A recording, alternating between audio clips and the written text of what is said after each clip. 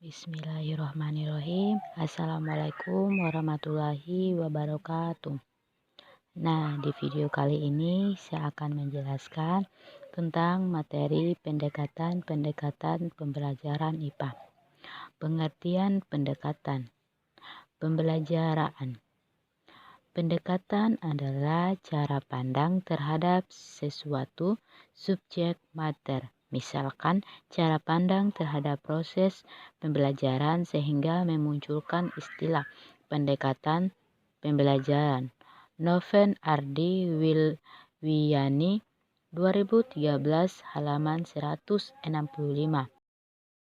Selanjutnya menurut Saiful 2003 halaman 62 berpendapat bahwa pendekatan adalah suatu pandang guru terhadap siswa dalam menilai, menentukan sikap dan berbuat yang dihadapi dengan harapan dapat memecahkan masalah dalam mengelola kelas yang nyaman dan menyenangkan dalam proses pembelajaran. Menurut Sujana, pembelajaran dapat diartikan sebagai setiap upaya yang sistematik dan sengaja untuk menciptakan agar terjadi kegiatan interaksi edukatif antara dua pihak, yaitu antara peserta didik, warga belajar, dan pendidik. Sumber belajar yang melakukan kegiatan membelajarkan. Menurut Saifuddin Segala atau 2005 halaman 68 yang berpendapat mengenai pengertian pendekatan berpendapat bahwa pendekatan pembelajaran merupakan jalan yang akan ditempuh oleh guru dan siswa dalam mencapai tujuan instruksional untuk suatu satuan instruksional tertentu. Selanjutnya, penjelasan dari jenis-jenis pendekatan dalam pembelajaran IPA, di mana terdapat 1. Kontekstual Teaching and Learning atau CTL. 2. Inquiry. 3. Konstruktivisme.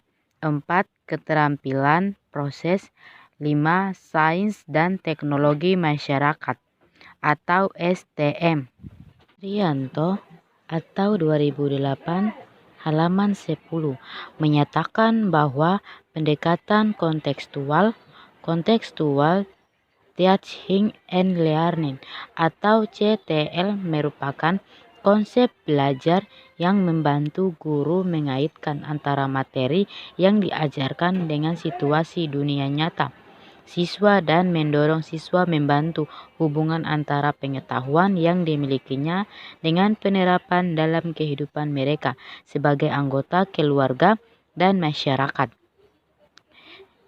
Lanjut, Blackhair 2001 mengatakan kontekstual Teaching and Learning atau CTL merupakan suatu konsepsi yang membantu guru menghubungkan konten materi ajar dengan situasi dunia nyata dan motivasi siswa untuk membuat hubungan antara pengetahuan dan penerapannya ke dalam kehidupan mereka sebagai anggota keluarga, warga negara, dan tenaga kerja. Trianto atau 2008 halaman 13-15 pendekatan kontekstual mendasarkan diri pada kecenderungan pemikiran tentang belajar sebagai berikut. 1. Proses belajar. 2. Transfer belajar. 3. Siswa sebagai perilaku belajar. 4. Pentingnya lingkungan belajar. Proses belajar di mana terbagi atas 5 poin. 1. Belajar tidak hanya sekedar menghafal. Siswa harus mengonstruksikan di benak mereka sendiri. 2. Anak belajar dari mengalami. Anak mencatat sendiri pola-pola bermakna dari pengetahuan baru dan bukan diberi begitu saja oleh guru. 3. Para ahli sepakat bahwa pengetahuan yang dimiliki seseorang itu terorganisasi dan mencerminkan pemahaman yang mendalam tentang suatu persoalan. 4. Pengetahuan tidak dapat dipisah-pisahkan menjadi fakta-fakta atau proposisi yang terpisah, tetapi mencerminkan keterampilan yang dapat diterapkan. 5. Manusia mempunyai tingkatan yang berbeda dalam menyikapi situasi baru. Transfer belajar di mana terbagi atas 3 poin. 1. Siswa belajar dari mengalami sendiri, bukan dari pemberian orang lain. 2. Keterampilan dan pengetahuan itu diperluas dari konteks yang terbatas atau sedikit demi sedikit. 3. Penting bagi siswa tahu untuk apa dia belajar dan bagaimana ia menggunakan pengetahuan dan keterampilan itu. Siswa sebagai pelaku belajar di mana terbagi atas 2 poin. 1. Manusia mempunyai kecenderungan untuk belajar dalam bidang tertentu dan seseorang mempunyai kecenderungan untuk belajar dengan cepat hal-hal yang baru. 2. Strategi belajar itu penting. Anak dengan mudah mempelajari sesuatu yang baru. Akan tetapi, untuk hal-hal yang sulit, strategi belajar amat penting. Pentingnya lingkungan belajar di mana terbagi atas 2 poin. 1. Belajar efektif itu dimulai dari lingkungan belajar yang berpusat pada siswa. Dari guru akting di depan kelas, siswa menonton ke siswa akting, bekerja dan berkarya, guru mengarahkan. 2. Pembelajaran harus berpusat pada bagaimana cara siswa menggunakan pengetahuan baru mereka. Strategi belajar lebih dipentingkan dibandingkan hasilnya. Langkah-langkah penerapan CTL dalam kelas sebagai berikut. 1. Kembangkan pemikiran bahwa anak akan belajar lebih bermakna dengan cara bekerja sendiri, menemukan sendiri, dan mengkonstruksi sendiri pengetahuan dan keterampilan barunya. 2.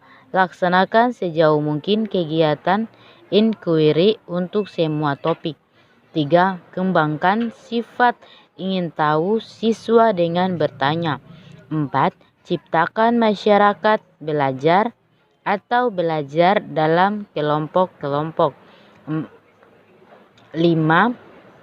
Hadirkan semua model sebagai contoh pembelajaran. Pendekatan inquiry. Pendekatan penemuan atau inquiry termasuk ke dalam strategi belajar heuristics, yang artinya murid mencari dan mengolah materi pembelajar.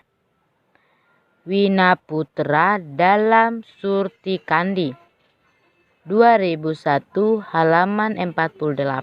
Melalui pendekatan ini, pembentukan sikap positif, kreatif, kritis, inovatif, percaya diri, terbuka, dan mandiri pada diri sendiri berangsur-angsur akan tumbuh.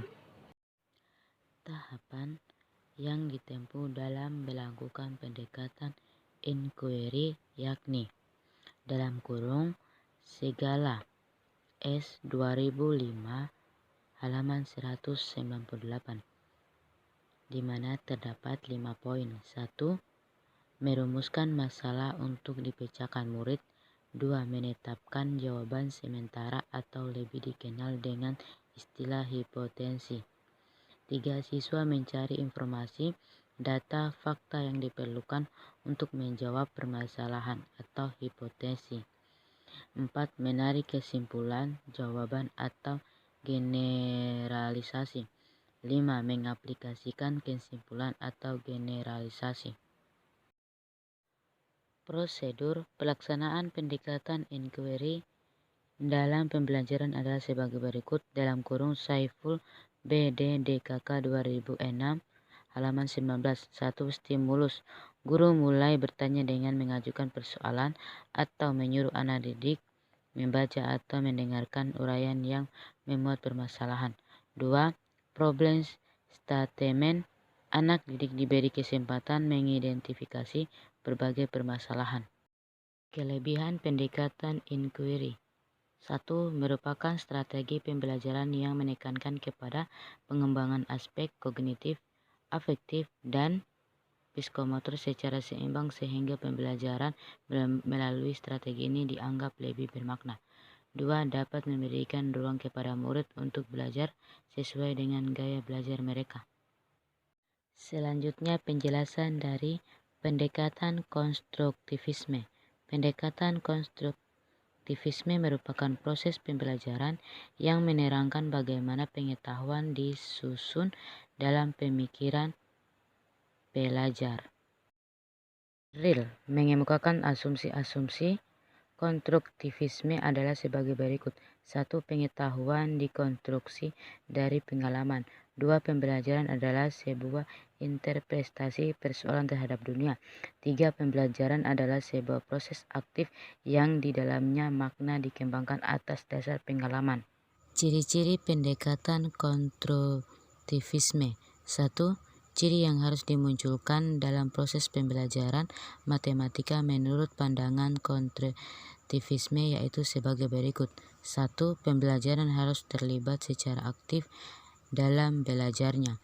2. Pembelajar belajar materi matematika secara bermakna dengan bekerja dan berpikir. 4. Informasi baru harus diikuti sertakan dengan informasi lama sehingga menyatu dengan struktur kognitif yang dimiliki oleh pembelajar. 5.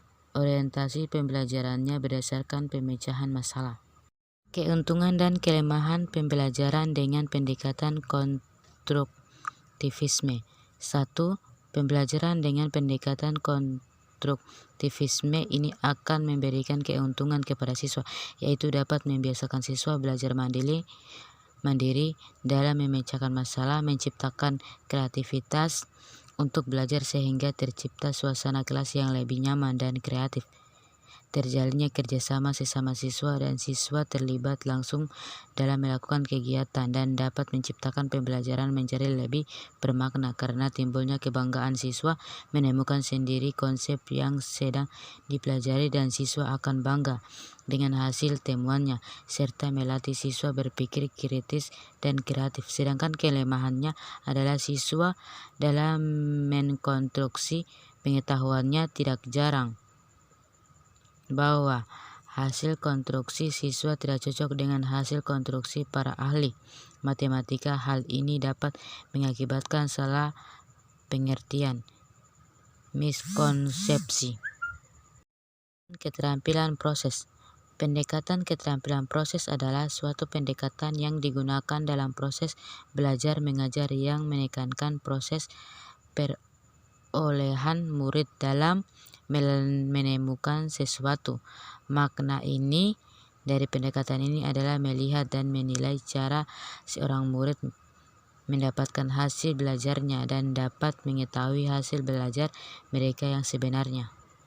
Pendekatan keterampilan proses, di mana prinsip yang harus dipahami dalam kurung Koni 1992 yang meliputi kemampuan mengamati, kemampuan menghitung, kemampuan mengukur, kemampuan mengklasifikasi, kemampuan menemukan hubungan, kemampuan membuat prediksi dalam kurung ramalan, kemampuan melaksanakan penelitian, kemampuan mengumpulkan dan menganalisis data, dan kemampuan mengkomunikasikan data. Kurung Subana halaman 44. Dalam Paul D. Egen dalam kurung DKK mengungkapkan 6 ciri keterampilan proses yang diantaranya 1. Menekankan pentingnya belajar untuk mencapai hasil belajar yang memadai. 2. Menekankan pentingnya keterlibatan siswa dalam proses belajar.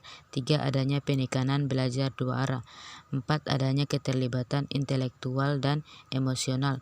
5. Adanya keikutsertaan siswa secara kreatif dalam proses belajar mengajar.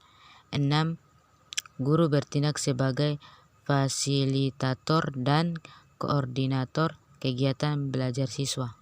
Pendekatan keterampilan proses. Menurut Subana dalam kurung 45 mengungkapkan 8 keunggulan keterampilan proses antara lain 1. Memberi kesempatan kepada murid untuk mengungkapkan inspirasi, ide, kreativitas, dan seluruh sikap intelektual yang ada pada dirinya. 2. Memupuk daya nalar murid. 3. Mengembangkan sikap kritis dan berpikir efektif. 4. Mengaktifkan dan memunculkan sikap antusias melakukan kegiatan belajar. 5. Menghilangkan kebosanan dalam kegiatan proses belajar mengajar. 6. Memperingan beban guru pada saat proses belajar. 7. Meningkatkan terjalinnya interaksi dua arah dalam proses belajar. 8. Memupuk, mengembangkan, dan mengkomunikasikan pengalaman belajar. Pendekatan STM dalam kurung sains teknologi masyarakat adalah suatu usaha untuk menyajikan sains IPA melalui pemanfaatan masalah-masalah dalam kehidupan sehari-hari. Pendekatan sains teknologi dan masyarakat melibatkan siswa dalam menentukan tujuan pembelajaran, prosedur pelaksanaan pembelajaran, pencarian informasi, bahan pembelajaran, dan bahkan pada evaluasi belajar. Tujuan utama pendekatan sains teknologi dan masyarakat dalam kurung STM yaitu agar dihasilkan siswa-siswa yang memiliki bekal ilmu dan pengetahuan agar nantinya mampu mengambil keputusan-keputusan terkait masalah-masalah dalam masyarakat. Pendekatan sains teknologi dan masyarakat dalam kurung STM berlandaskan 3 hal yaitu 1. Hubungan erat antara sains, teknologi, dan masyarakat. 2. Proses belajar mengajar didasarkan kepada teori konstruktivisme di mana siswa membangun sendiri pengetahuan saat berinteraksi dengan lingkungan. 3. Ada 5 ranah pembelajaran yaitu ranah kognitif, 2. Ranah efektif, 3. Ranah proses sains, 4. Ranah kreativitas, 5. Ranah hubungan dan aplikasi. Kelebihan pendekatan STM dalam kurung sains teknologi masyarakat. 1. Beberapa kelebihan pendekatan sains teknologi masyarakat STM antara lain: siswa dapat melihat hubungan nilai tentang apa-apa yang mereka pelajari di bangku sekolah dengan kehidupan nyata sehari-hari.